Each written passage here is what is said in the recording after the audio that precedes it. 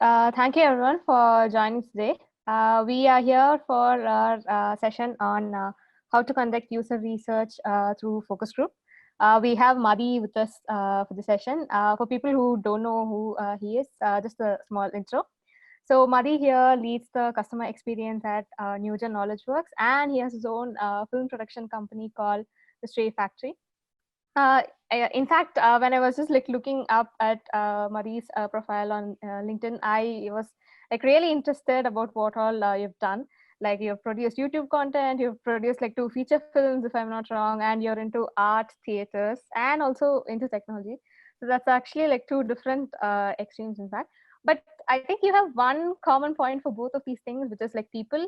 So through art and theater you like talk to them and like you tell stories and stuff, and also like when it comes to technology you do like research on them and like study how their behavior is for the product. So I think it's going to be a killer session today. I'm actually interested to hear what you're going to say. So yeah, over to you, Madhi. All right, great. Thank you very much for that kind introduction. So I guess because we have a really short period of time, I'm just going to like kind of dive right into it. Again, thank you all for being there. It's a much larger turnout than I expected for sure. So I'm going to keep it really simple. I just have 2 overriding points that I'd like to talk about. After that, we'll just jump into an interactive exercise where all of us can kind of contribute and talk about user research. Now, at the outset, I just want to say that while we initially the idea was to talk about focus groups, I sort of thought it might be good to kind of expand on it and just talk about user research in general, but with a focus on one-on-one interviews, right? Because I figured one-on-one interviews would be of high value, and of course you could apply a lot of that to focus groups. So at any point, yeah, just feel free to interrupt me or anything, because it's just, it's an informal session after all. In terms of an overarching thing, right? So I just like to open up this question to everybody. Why do you think we have to do user research?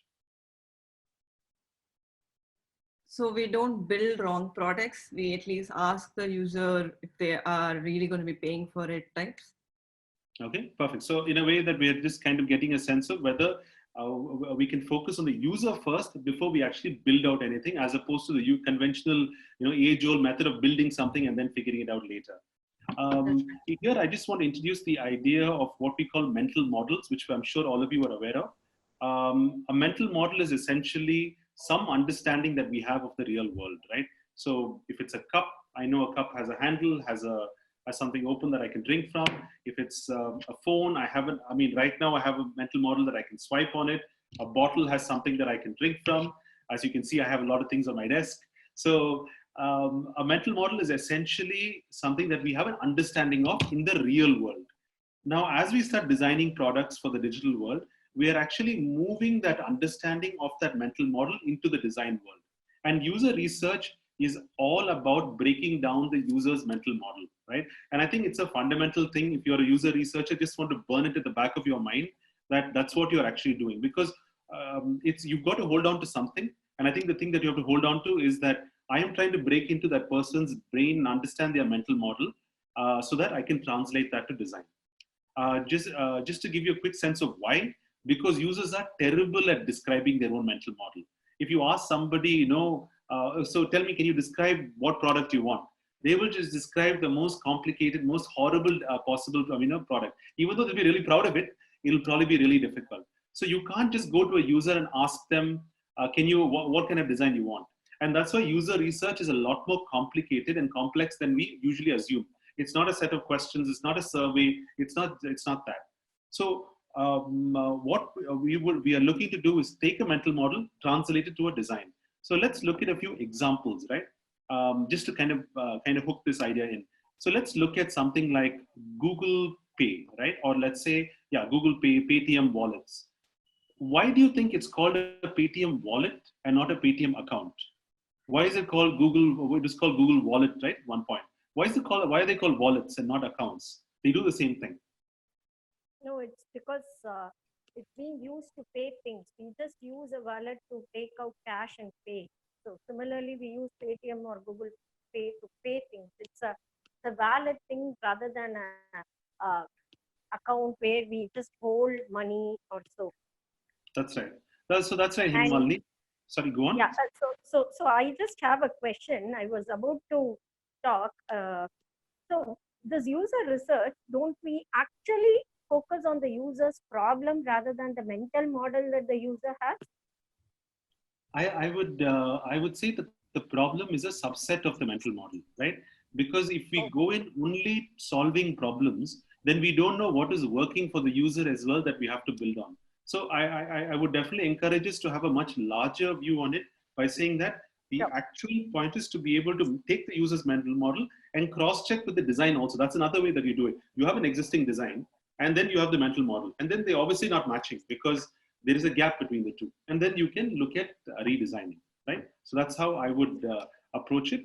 And coming back to your definition of this, you're right. You know, a wallet is something essentially that you pay from, right? Now, it's daily transaction. The mental model of a wallet is what Google Pay and Paytm and all have taken advantage of, or they have designed correctly. If they had called it an account, it would not have worked, right? So it's a classic example of how a mental model in the real world, which is a wallet, has been broken down into a design, right? Now, similarly, let's look at another example, a simpler one. Let's look at reading a book, right? When you're reading a book, your mental model is you flip through pages. So the design is providing the ability to flip pages. Similarly, if you look, my favorite is of course the recycle bin, right? When you look at a recycle bin on your computer or like a trash can, you don't have to teach anybody anything. They know, like even when my dad was 45 and he started using computers, he just knew if it deleted, it went there, right? So the mental model is around a trash can that is there. And we have through research been able to break that down and be able to translate that to a design, right? So I hope it is clear that overall, the first point I just want to kind of like stamp out there for us is that we are curious about the user's mental model. We are going to do whatever it takes to break down that mental model so that we can finally translate it to a design. There are a lot of steps in the middle to get it to the design, but that is the objective that we have to get it to the design, right? Point number one done. Point number two is more of a warning, right? When we do user research, there are certain qualities that we need to have. And I think the number one thing is you should not be a designer when you're doing research. That is, if you start thinking about the design, the minute while you're doing research, you've already lost it. Because to give you a quick example, we were working on a particular project and we were in a discussion and someone was doing some research and they came back and said, you know what, the app that we're going to build for them is going to have this layout. The app is going to have so many features. And then our quick question to that researcher was, how do you know it's going to be an app, right? It could be a kiosk, could be a text messaging thing, could be USSD, could be anything. We don't know. Till you actually finish your research, you have to resist your temptation to design, right? You have to stop yourself and keep telling yourself the only task you're doing is actually breaking down the mental model, nothing else.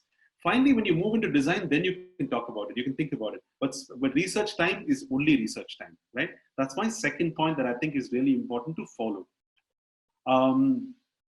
Now, I thought it would be fun to kind of concentrate on maybe a fun exercise that all of us could do together to be able to kind of understand how user research works. So what I'm going to do for all of us is I'm going to create a whiteboard. All right, this whiteboard is open, and can all of you see this? Yes.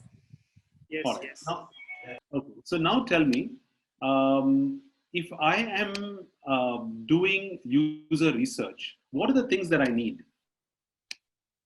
A user?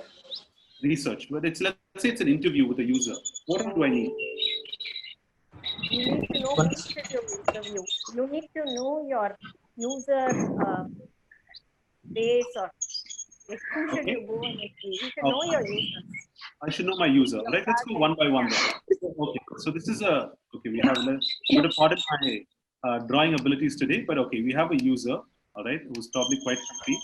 All right, you have an interviewer who is probably unhappy, having to do a lot of research on you.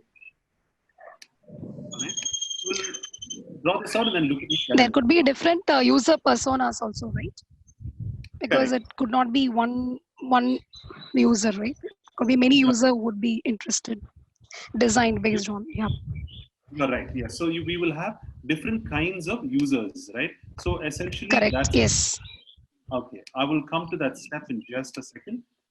All right. What else do we have? I think you also probably need an observer, somebody who's not the interviewer, but a second who is an independent observer. You're right. You need an independent observer, and this is a person who's on the other end, who's probably observing this entire thing, and is probably falling asleep because they have to observe many issues. All right. Okay. Now, why is it important to have an observer? To have an independent view. Yes, to have an independent view, and also what happens is sometimes it's very difficult to take notes when you are discussing, when you're moderating, right? So someone else has to do that job, and it's good to have two people discuss that as well, right? So that's there. What else?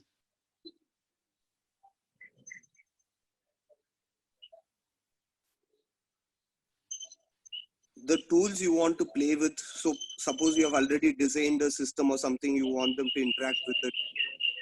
Okay, so what we heard right now is that we need to be able to have something to test on, right? So not test, sorry, test is a really wrong word. That is, we're actually looking for a prototype that you're going to research around. Is that right, what you're talking about? Is that right? Yes. So maybe you're going to show them a screen or something like that. And that screen is here. Or some existing things which they use, maybe the workarounds that they use currently, and how are they using it. Okay. The tool is not a design. Since we are talking about research, let's assume the tool is not designed yet. They have a current way of doing things, so bring up the current way, or so that there can be some discussions around it. Okay. So here you brought up a good point. Both of you have opened up the thing that you need a stimulus, right? You need to show something to someone and then be able to talk about it. It can be very simple. I mean, you might be just designing even let's say a mobile wallet. You can just put a wallet on the table and say, what do you think this does? And the person's like, it's a wallet. And you're like, okay, what does the wallet do? And then you can have a conversation about what all they think, because it's very difficult to just dive into the user and tell me, what is your mental model about a digital wallet? It doesn't work like that. You've got to understand what it is in the physical world and then translate it, right? So that's why it's good to have a stimulus, whatever it is. My second point here is, I wanted to note based on what you said, remember, this is not testing, right? Testing comes in the end, right? So don't assume that now, you can ask users questions about the product that you have and think that, let's say they are failing at step number 2 or 3, you can't note that information down. It's not valid, right? Don't confuse user research and testing, right? The research happens before, testing happens later, right? Testing is only after you have a final design. Okay, so good. What else do you need? I have a quick question here. In terms of the tools that the person should have, you've mentioned that they should be taking notes. But we all know our users, and we understand that there are certain non-verbal cues also. When you have the tool of paper, then you're only focusing on verbal cues. But what else should we have? Should we record a video, or because you need to understand their body language and the things that which are non-verbal. So what are some of the tools is my question.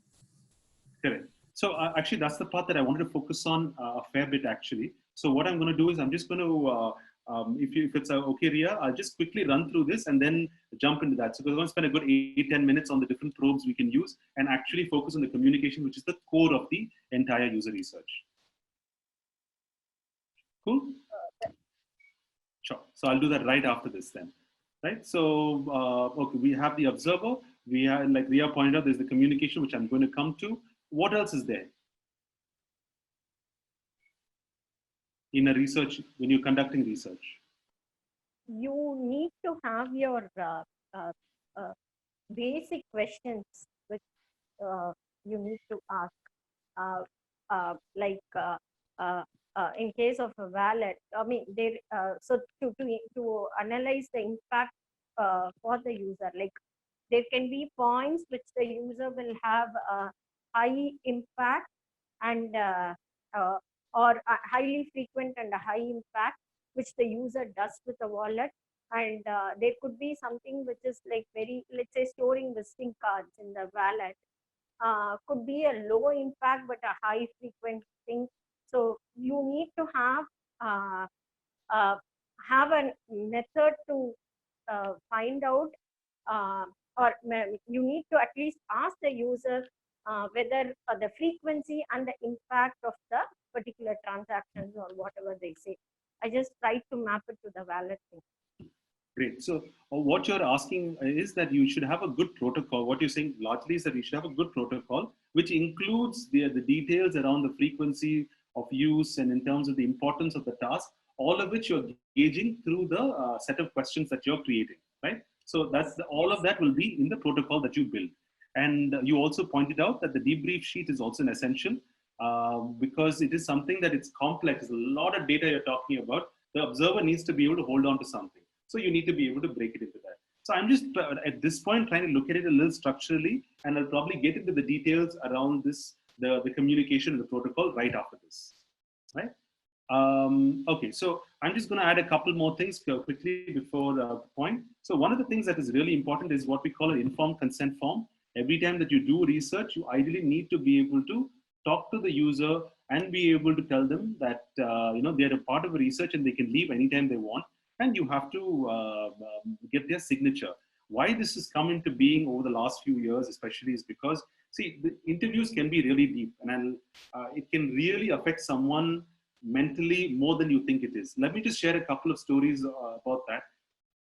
A few years ago, I was interviewing somebody around gadgets, all right? So it was in Pondicherry, and this person was talking about buying televisions. And as we were talking through it, I just saw that he was getting very emotional when he was talking about TV, the television he's going to buy. And then after a while, I asked him, so can you tell me about, like a little bit about your first memory of a television? And then that's when he really almost broke down. And he said that when he was very young, that he didn't have a TV at home. There was a neighbor's house that had the television, and he would sit outside and watch. And his neighbor would come and kick him, and then kick him on the side and say, get out of my way, and then go inside. So I think in a way, it really affected him so emotionally. He said, when I buy my TV, I'll make sure everybody can watch it. For me, it's about sharing it with everybody. That's the TV I want. Now, it's just a quick switch. It's just a small thing that happened. It's just, we're just talking about plain old boring televisions where everybody's busy trying to sell it on the larger screens and maybe on, new plasma technology, etc. But actually for the user, what was really deep for him is that he wanted to share that experience, right? And it actually moved him very deeply. So it's important for us to know that interviews are not just surface level things that just are going to, nothing will ever happen. It's just like, it's just a product at the end of the day. You never know what it's going to trigger, right? To give you a quick other example, I've had a particular case where, without any exaggeration, the participant over a period of time told me that they had contemplated suicide, right? And that, talking about this topic just kind of like got them thinking about it. So, you never know where the conversation is going to go. And for that reason, you need to protect the user as well. And for that reason, you always have an informed consent form, which lets them know that they are doing it out of their own consent and that they can leave the interview anytime, right? I believe this is in effect, I don't know which years, probably, where they were the Human Ethics Commission, I think at some point had, was it called Human Ethics Commission? I don't know the exact name, but they required certifications to be done because there was a group of, East African users who were tested on, I'm talking 40s, 50s, I don't know, really long time back, where they were injected voluntarily with a disease. It could have been something like syphilis, which is an STD. And then they were given vaccinations after that. Obviously, a lot of them died. None of them knew that that's what they were signing up for. They just signed up because they're getting something free. So after that, there was a lot of stringent measures to say that you have to get the user's consent before you progress, right? So that's a little bit about informed consent and why it's important. So you can use that with the users. Point on that. And there is a program called CITI program, which gives a certification on saying working with human subjects. And that is kind of a compulsory for all any research projects related to like law, user research, experience and stuff. Yeah. Thank you. That's right. So could you just name that out so that I can just note it down for everybody else? I'll put it on the chat. All right, great, super. That'll be great. So yes, so this again highlighting the importance of getting users' consent. And I think our industry is definitely getting a lot more mature now. So it's possible that, these things will come into play a lot more. So just be careful. Quickly, just going to close this off another for about 5-7 minutes about something that Ria had brought up, which is around the communication, right? Now, user research, finally, you're in the room with the participant. How do you get deep within an hour, right? So I'm just going to share a few quick tips to be able to do that. Number one, I think it's always the opening, right? So whenever you, a trick is, I think you are the person to welcome the user, right? If they are coming to your facility or it's another facility, you go greet them, talk to them, do all your hi, hellos, become their friend in 10-15 minutes, talk about traffic, whatever it takes, become their friend, and then you enter the room. That way you've already built a relationship. I built a relationship and you don't have to enter the room. And then after that, like figure out questions and warm-ups and all of that. You can just jump right into it, right? So that's one part of it. Then once you are in the room, you can always start wide, right? You start wide by, I always think of it like a tree. You just go a tree method. You just go really wide stuff. And then finally you close in on all the things that you want to ask after that. Don't go in asking specific questions at the beginning, right? And some of us have that tendency because we have, if you're the researcher who's actually involved in the design, what happens that, there's this one thing at the back of your mind, you're like, do they want this particular feature? Do they want the, that feature on step 7? Do they want it? And then you just ask that off straight. Then what happens is it kind of closes out the conversation. The conversation becomes too specific. Remember, we are here to understand the mental model. So you want to go wide and then be able to go, deeper and deeper, applying a tree method. The most important way to kind of get this non-verbal communication through is by letting the user know that you are listening, right? You can't be standing like a stone like this and just like listening, because the participant is going to be like, okay, is anything moving or not? And you have to be genuinely interested. At the end of the day, you can fake it as much as you like, but if you're genuinely interested in what is working for the user, I think you'll get great answers from them, right? So try to figure out your own style. Everybody has their own style, extrovert, introvert, however it is, but it has to finally genuinely appeal to them. The next point is, I would say 80-20 rule. You speak only 20% of the time, the user speaks 80%. It's a conscious rule, because often what happens is you end up speaking, and then at the end of the interview, you're like, it's actually all the things you wanted to say, nothing what the participant wanted. So 80-20 rule. Remember, sometimes participants, they walk in very, unsure of themselves. If you're especially testing in maybe a location where users are not, let's say, economically forward, or maybe there are social constructs, they may look at you as somebody who's like, who knows everything. And for that reason, they may just be very withdrawn. Your job is to make sure that you bring the interview to an equal footing, right? That's on one end. Sometimes you have to go interview CEOs and upper management, and they will just be like, no, listen, see, I'll tell you how it works. No, look, listen how it works. You need to put up your front there as well and say, no, wait, I have my question, I'll finish and then I'll come back to you. Whoever it is, it's a wrestling match, and you need to bring it to a equal playing field. Right? So that's the next point, to be able to make sure that you get good information.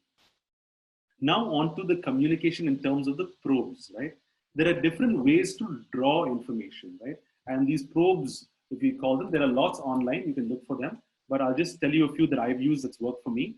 One of the probes is to just kind of like go, like, just like keep nodding, keep non-verbally letting them know that you're listening, and they keep giving you more, right? That's one.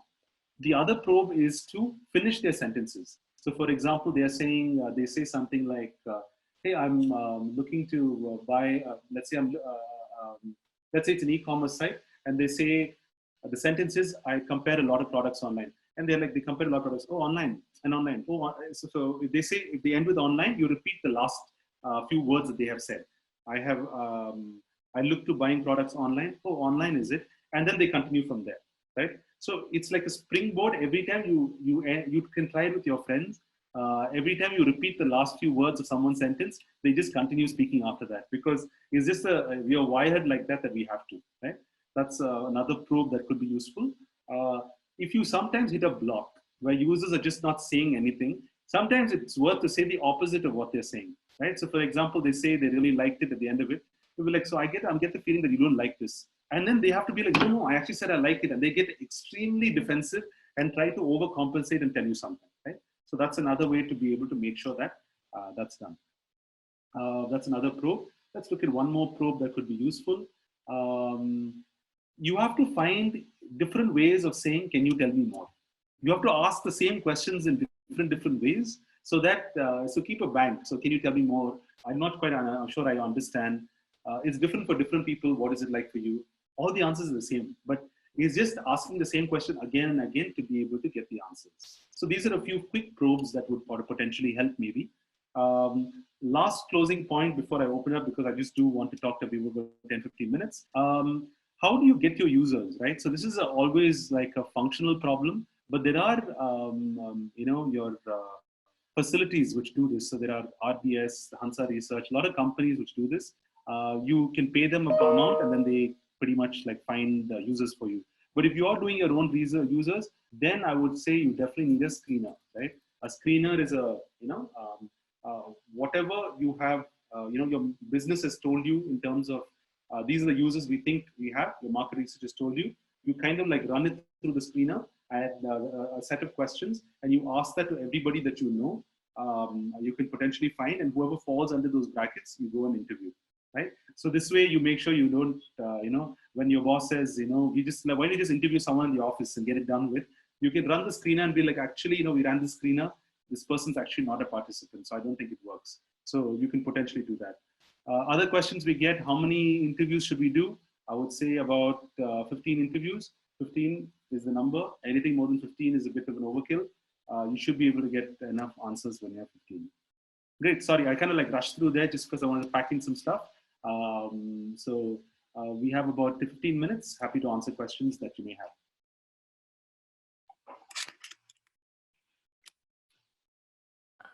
Can you explain screener once again? I actually got confused. Sorry. Sure, no problem. So a screener is essentially something.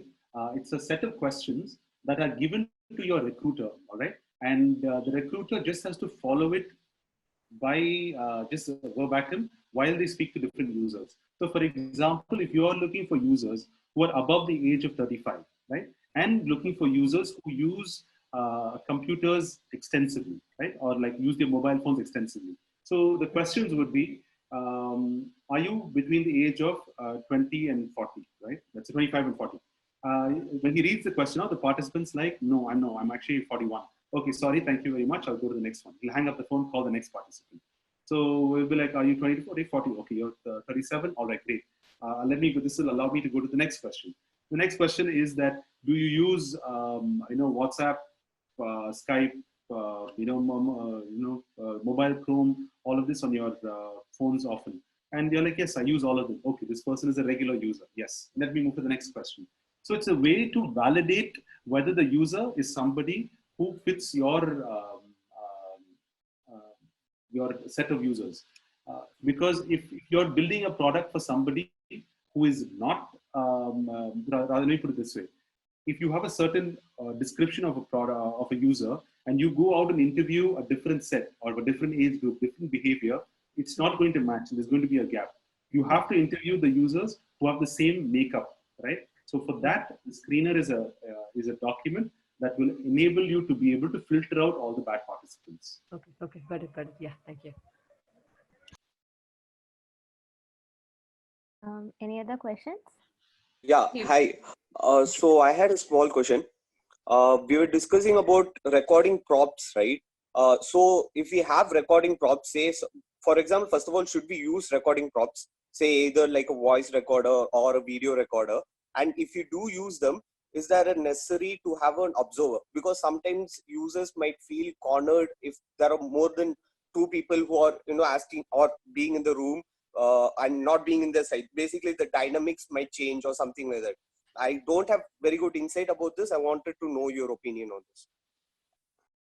Okay, great. So I'm a good question. So in terms of recording, I will say that clients usually really like it. They'll just say, you know, they just casually say you got recorded. And then it may be very difficult to always record participants because especially some cultures, when I've done, you know, when I've done user research, let's say in the US or something, it's a little more difficult. In cultures like Indonesia, South Africa, they're usually fine, so it's not a problem. But in the US, it can technically be an issue. If you really have to do it, try to just close it off in your screener itself and tell them that we are looking for participants who are okay for it.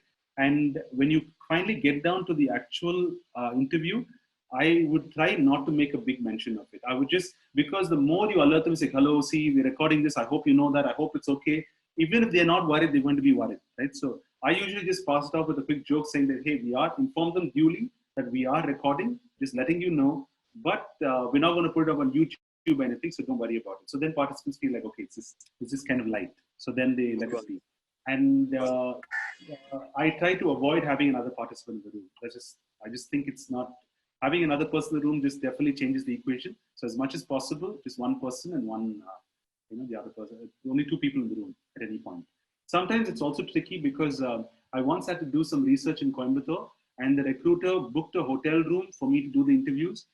I was happy because I got a suite there to be able to do the interviews. But then all of us know that in Coimbatore, like and it was about chit funds and all that, there is no way I'm getting a 35 or 40-year-old woman to come up to my hotel room to be able to do the interview. It's just culturally completely inappropriate, right? So you have to figure out workarounds for those things, because suddenly you may be in a setup where they're like, this setup is not going to work.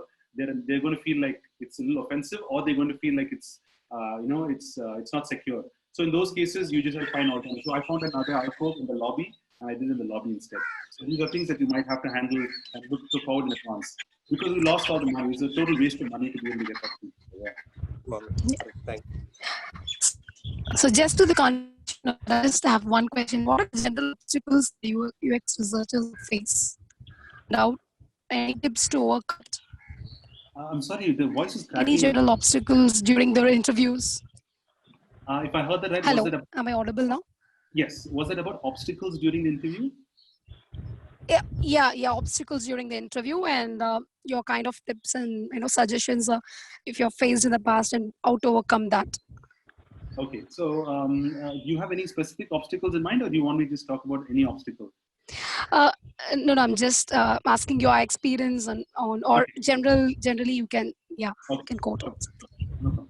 So as far as obstacles go, I'll go from very funny ones. One is sometimes participants are not real, and recruiters sometimes take participants on hold because it's a business. So what they do is that they have this people who are really good at pretending to be participants. So they'll come with their, when you interview them, they'll be like telling you all the answers that you want to hear, and you feel like, wow, what an amazing participant! I love this participant. And then you realize that they're just like, actually, it's a hoax. It's not real at all. So you may want to verify it sometimes. So in the past, what we do is that we just ask them, when I get a sense that this person's not real, I just ask them a couple of questions extra. Like, for example, I have asked in the past, so you said that you use this app on your phone a lot. Can you share this? Can you just show it how you use it on your phone? Invariably, they'll say, you know what? Oh, sorry, today I brought my sister's phone, my brother's phone. I don't have that phone with me. So we just make up excuses. So this is an obstacle. So every time you have a doubt, verify it either outside the room or after, because it's expensive. So be careful about that. And that's one. Other obstacle is that, I'll just quickly close her question about the kind of obstacles. So there are two other obstacles in terms of participants and their communication. So some participants talk a lot, right? And bringing them back to what your topic is very difficult, but you have to rehearse it, because nobody wants to be impolite.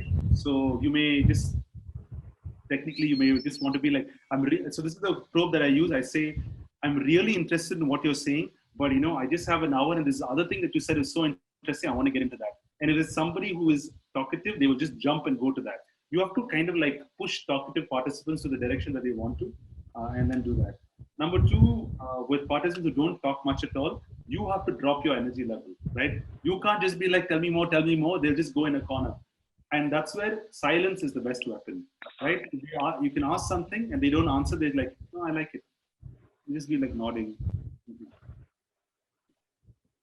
Right? And it gets tense, and nobody likes it when it's quiet, and people start opening up slowly. So you've got to be able to change the energy accordingly. That's another obstacle to overcome. Otherwise, 1, 2, 3, let me think of something else. As far as the debriefs go, I think it's important to have a debrief sheet in terms of what you're looking for, because see, when you finally end up doing it, you'll have to do 2 or 3 a day, and you may not have time to be able to do. So definitely debrief the same day, the same time. Otherwise, you're going to forget the participant. It's going to get really difficult. this may be controversial, but I think it's important. Try to bring your stakeholders for some of the interviews, right? Because if you bring your stakeholders in, I think your users will, they will understand the user better. They'll understand the value of user research, because usually what happens is that, stakeholders generally don't think user research is valuable. They just think, like, can you just guess it and do it? Like, what's the big? They just copy this other product or app, that should be fine. So it gives you that little bit of leverage to be able to, work that in. So yeah, these are the quick obstacles that come to mind. Is anything else that you know? Yeah, just a question here. Thank you so much. Sorry, just a question. So what are all the effective points or at which the user research can be more leveraging or effective in the product roadmap or the journey, do you think? Number one, way before design starts, right? So as soon as you have some sort of as soon as you have requirements from your stakeholders, immediately after that would be the immediate point to be able to start, because you'll have your business objectives, you'll have all the constraints that you have, and you'll know what you're potentially designing, and that would be the first phase to do it. You can do user research again after you've had maybe a prototype, or you have maybe some, if it's a web product, it's a wireframe, or it's something in its early stages. Then you can move, do one more round, like just maybe 2-3 participants to kind of validate a few ideas. So it can border testing, or it can be like prototype, early prototype testing, or it could be research. You could swing it either way that you want. Yeah, and concept sketches, if you are going to be showing your user, show it at the end of the interview. Don't show it in the beginning, because they'll get biased. So I would definitely say before you put pen to paper and you start designing, that's the absolute time that you have to do it. After that, you can resort to some sort of testing methods to be able to validate it. Got it. Thank you. Mati, I think we have a question in the chat. So Yeah, I'm just looking at the chat now, so I'll just maybe answer each one. Okay. Incentives to participants. Yes, 100% required. Here are some pointers, maybe.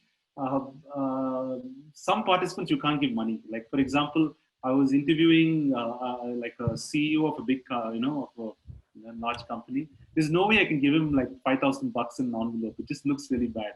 And I also can't give him like, like an Amazon, gift voucher or something. That's not nice either. So usually people like that, you just have to talk to them, and first of all let them know that what they're going to give us is of high value, because usually people in those positions like to contribute, so it'll be good. And the second thing is, you may want to maybe, I don't know, maybe get them a dinner at a fancy place or something tasteful, and then it's nice. Sometimes when you're doing internal research, it's tricky.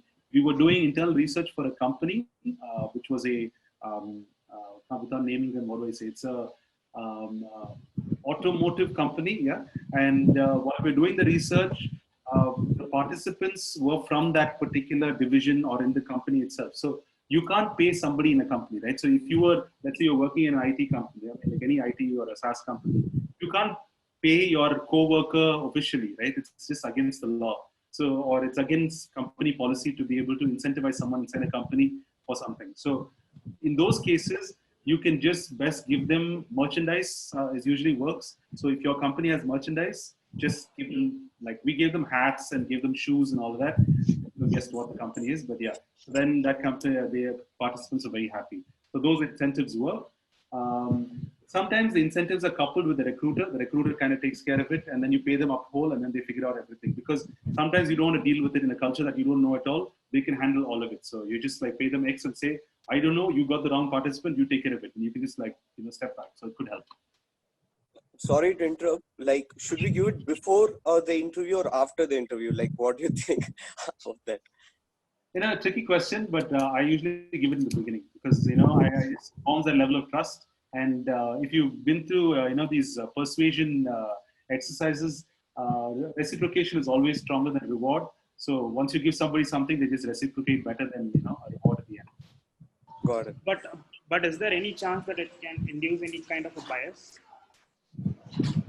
See, the bias, this is again a personal opinion. The bias is likely anyhow, right? So I don't see like the biases which we should have spoken about are like, people have social desirability bias, where they'll just be like, they'll try to be liked. That there'll be a bias where they just say yes to everything. There are biases where they'll pretend to be what they're not. Those biases are going to be there anyway. But so I personally, I don't think giving the incentive is going to affect it.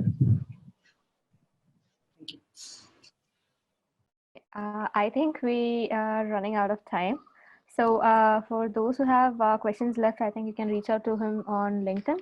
So Madhi, I think maybe you can take it over LinkedIn. Sure, absolutely, no problem at all. I'm Okay. just quickly, I think because you have 2 minutes, I just want to answer some of this really quickly. Let me take an example. User journey might be a little difficult.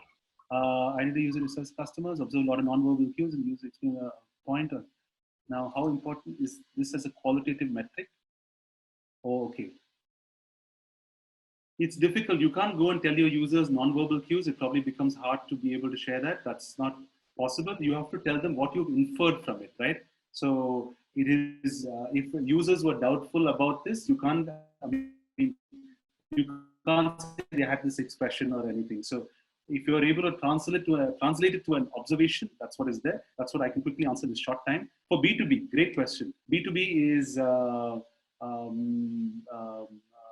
okay, yeah, I see somebody who's taken the course recently as well.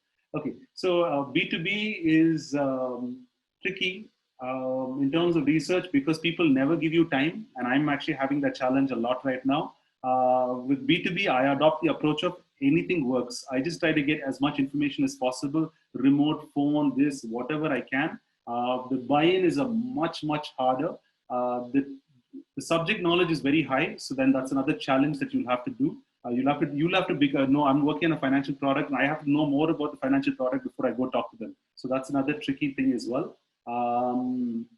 With B2B, I would say major thing, try to understand what the objectives of the business is a lot more. Like just really, you have to nail your stakeholders down saying, what is it that you really want as a business objective and just chase that. Because it's tempting to go all over the place, just go back to your business objectives, all right? For similar interest in user research, but has been a PM, any courses or institute you would know. I mean, it's a little conflict of interest, but I would say that, of course, HFI, the company that I teach for, Human Factors International, which Sabarish has taken a course with. He's just said hello as well. I instruct in that course. You can look that up online. HFI, it's a 10-day course, which now they're doing remotely as well. So it's a research, it's certification usability, which runs across. But I'm not here to sell anything, so that's I don't want to do that.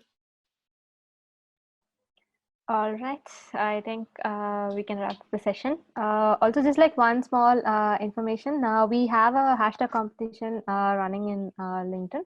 So you can just like use the hashtag the prod series and give us your feedback about the session and tag Madhi, and also like, just like tell how you felt through the session. Okay, Madhi, it was a great session. We really enjoyed it, and also like with the whiteboard and everything, it was super interactive. Thank you so much for that. All right, thank you. I'm going to take a screenshot of this for my personal LinkedIn. Oh yes. If everyone can just turn on their camera, maybe we can just like take a screenshot and probably like call it some kind of a screen feed or something. It's like a selfie now. It's like a Zoom selfie. Yeah.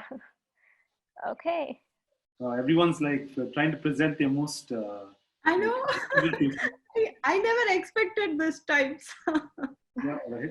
All right, someone take a picture in 3, 2, 1, go. Awesome, thank you. Oh, someone just came in too late. Sorry. No. All right. Okay. It's early morning, 2:30, so I'm like. I know, right? Yeah. Totally fine. All right. Thanks, guys. All right. Thank you so much. Bye. Thank you. Thank you.